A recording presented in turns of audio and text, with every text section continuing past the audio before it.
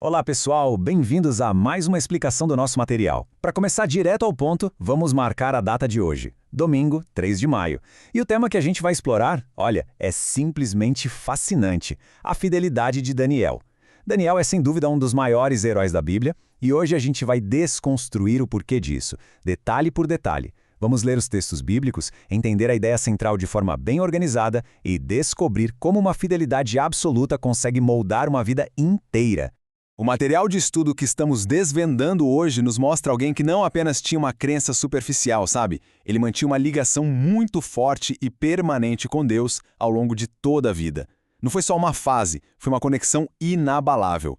E é exatamente essa consistência incrível que torna o nosso estudo de hoje tão rico para a gente entender a essência da verdadeira perseverança.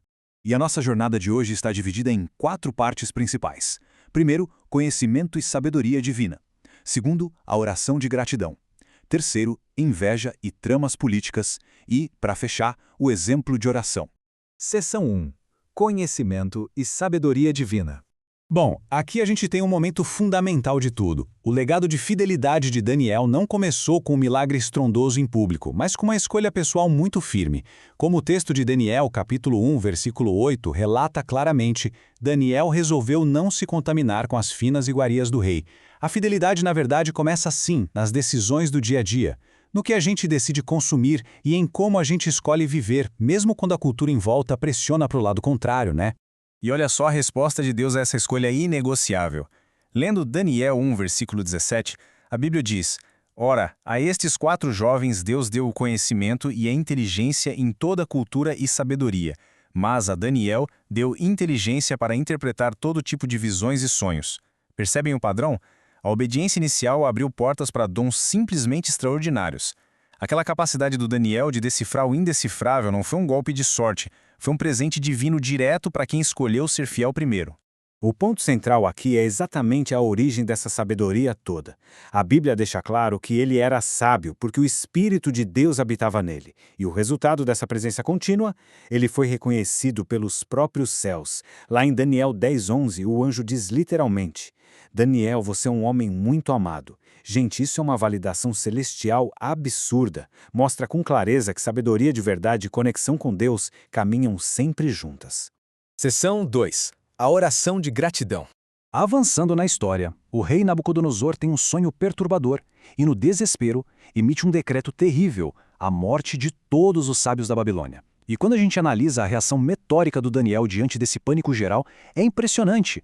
Ele não entra em desespero e não foge. Primeiro, lá em Daniel 2, versículo 18, ele pede aos amigos que implorem a misericórdia do Deus dos céus a respeito desse mistério. A resposta de Deus vem, revelando o sonho. E aí, o quarto passo é vital.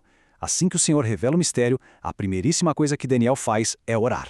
O que nos leva a uma das perguntas principais do nosso material. O texto pede para a gente ler Daniel 2, dos versículos 20 ao 23, e levanta a questão: por que será que Daniel orou naquele momento exato? E o que a gente pode aprender com isso? É uma pausa estratégica para refletirem sobre quais são as prioridades quando o alívio finalmente chega. E a resposta está nas próprias palavras dele, nos versículos 20 a 23, quando ele diz: Louvado seja o nome de Deus para todos sempre, a sabedoria e o poder a ele pertencem. Eu te agradeço e te louvo, ó Deus dos meus antepassados. A oração foi movida por pura gratidão. Em vez de sair correndo para o palácio para salvar a própria pele o mais rápido possível, ele parou para reconhecer a fonte da salvação. O aprendizado é gigante. A gratidão a Deus precisa vir antes mesmo da resolução do nosso problema terreno. Seção 3. Inveja e tramas políticas. Dando um salto no tempo, a gente nota que reis surgiram e caíram, impérios inteiros balançaram, mas teve uma coisa que ficou bem constante: o próprio Daniel. Desde a juventude dele lá no capítulo 1, passando por conselheiro no capítulo 2, até chegar a ser um alto oficial no capítulo 6, a devoção e a excelência dele funcionaram como uma verdadeira âncora através de várias eras e mudanças de governo. Mas como a gente bem sabe, a excelência costuma despertar oposição. Em Daniel 6, versículo 3, lemos que Daniel se destacou tanto entre os supervisores e os sátrapas por suas grandes qualidades que o rei planejava estabelecê-lo sobre todo o reino.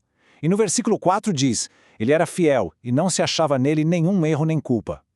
Esse histórico impecável bateu de frente com uma inveja doentia dos colegas de trabalho. O resultado? tramas cruéis desenhadas sob medida para tentar derrubar o Daniel, usando a própria fé dele como armadilha. Seção 4. O exemplo de oração.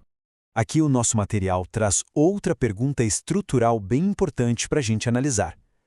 Lendo Daniel 6, 10 e 11, o que esses versículos revelam sobre o caráter e as prioridades do profeta bem no momento em que um decreto de morte contra ele é assinado?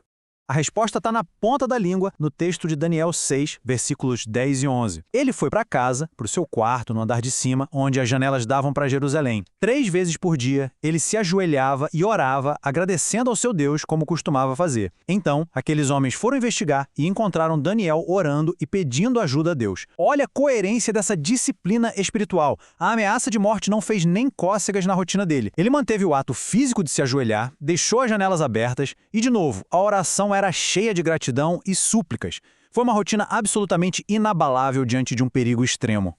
O desfecho de tudo isso é muito forte. Diante de perseguição do governo, de uma inveja absurda e de tramas cruéis, a vida de oração do Daniel não só sobreviveu, ela ficou constante e totalmente destemida. Fica claro que ele confiava muito mais no Deus para quem ele orava do que tinha medo dos homens que queriam calar a voz dele.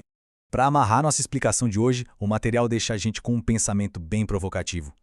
Quando a gente olha para uma vida que encarou leões, reis furiosos e decretos de morte, e ainda assim manteve um relacionamento blindado com Deus à base de escolhas firmes e oração contínua, poxa, como parecem incrivelmente frágeis as nossas desculpas de todo dia para não orar, não é mesmo? Aquela velha história de falta de tempo ou de disposição cai por terra. É uma reflexão profunda que convida a gente a reavaliar as prioridades e a força da nossa conexão diária com os céus. Esperamos que essa jornada tenha trazido clareza de como uma fidelidade genuína pode mudar a história.